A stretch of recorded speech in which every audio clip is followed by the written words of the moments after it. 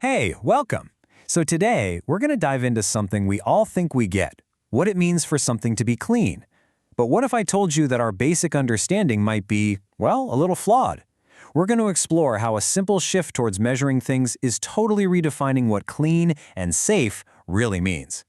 So let's start with the big idea here, which is that for most of us, clean is kind of an illusion. I mean, think about it for a second. How do you really know? Most of us would probably say, well, I can see it, right? The dirt is gone. But what if what you can see is only a tiny, tiny fraction of the actual story? Okay, so this is really the heart of the problem. On one side, you've got what we call macro soil. That's the obvious stuff, right? The dirt, the spills, the crumbs you can see. But the real problem, the thing we should be worried about, is the micro soil. This is that whole invisible world of bacteria, viruses, and chemicals, stuff that can seriously affect our health, and our eyes just can't see it, period. And listen, this isn't just some theory I'm throwing out there. A major study in UK hospitals said it crystal clear. Just looking at something is misleading. Science itself is saying, hey, we need a better way, an objective way to know if something is actually clean. So if you can't trust your eyes, what can you trust? Well, this is where a whole new philosophy comes in.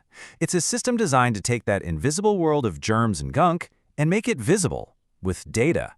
It's called Integrated Cleaning and Measurement, or ICM for short.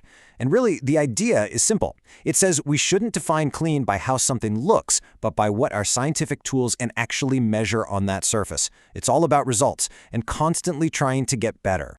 You know, it just makes sense when you think about it. We expect our doctors to use data. We expect engineers to use precise measurements. So why not cleaning? The whole point of ICM is that measurement is what turns cleaning from just a chore into a real science. All right, so theory's great, but what does this actually look like in the real world? Let's check out a super simple experiment that shows just how powerful this whole measurement thing can be. Okay, this little device here is called an ATP meter. Now, ATP is a molecule that's in all living things, or things that were once living. So this meter doesn't count, say, one specific virus. Instead, it gives us a number that represents the total amount of microscopic gunk, the bioburden on a surface. Basically, it measures the food that germs love to live in. So here was the test. They took a bunch of desks that were pretty dirty, averaging a score of 328 on the ATP meter. They cleaned one group of 24 desks the way a lot of us might do it, just kind of bunching up a cloth and wiping. For the second group of 24, they used a properly folded cloth, and here's the key, they kept flipping to a clean side. And wow, look at these results! This is why measurement is everything.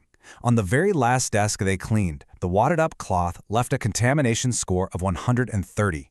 It was pretty much just spreading the germs around by the end. But the properly folded cloth? The score was just 61. It was more than twice as effective. You would never, ever know that just by looking. And that's the real magic here. It's not about a single test. It's about using data like this to build a system where you are always getting better. This whole way of thinking comes from the legendary Dr. W. Edwards Deming, who's pretty much the godfather of quality control. And his whole thing was that if you want quality, you need a system where everything works together toward one clear goal. And for us, that goal is a measurably healthier space. Dr. Deming came up with this brilliant, simple cycle for that. It's called plan, do, study, act. You plan a change, like, hey, let's try folding our clothes. Then you do it. Then you study the results, using your measurements, like that ATP meter. And finally, you act on what you learned. You make it the new standard procedure. And then you start all over again, always looking for the next improvement. It's a cycle of constant progress. So, let's zoom out. Why does this matter beyond just having a cleaner desk? Well, because when you apply this kind of thinking on a huge scale, it has the power to change everything about our health. This is what people in the industry call the Holy Grail. I mean, just imagine a world where we can prove that certain cleaning methods lead to fewer infections in hospitals. That saves lives and money. Think about fewer asthma attacks in schools, which means kids are there and learning more.